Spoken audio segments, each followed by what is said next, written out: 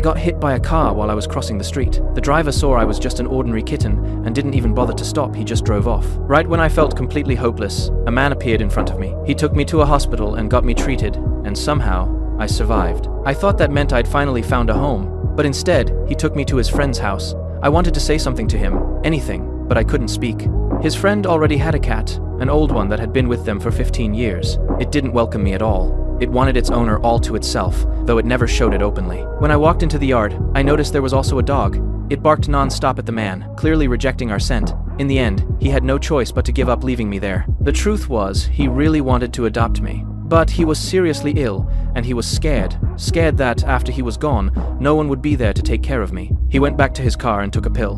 When he stepped out again, I was gone. Panic hit him instantly. He thought he had lost me for good. Then, right by his feet, I let out a soft meow. I had been beside him the whole time. He pulled me into his arms and held me tight. That's when he realized how much he needed me. A few days later, his condition suddenly got worse, and he had to be admitted to the hospital. I climbed into a cage on my own, trying to go with him. But he locked it, because pets weren't allowed inside. No matter how hard I struggled, I couldn't get out. All I could do was lie there helplessly and watch him leave. From that day on, I sat by the window every day, waiting for him to come back.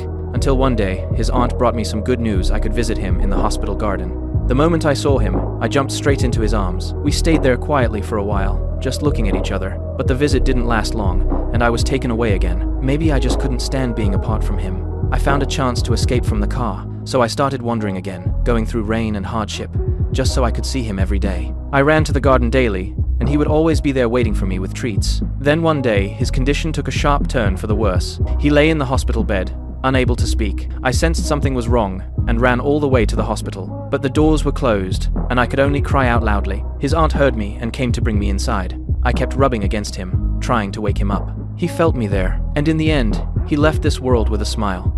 All I could do was stay quietly by his side, looking at him, as if replaying every moment we had together. Since then, I still sit by that same window every single day, waiting for someone who will never come back.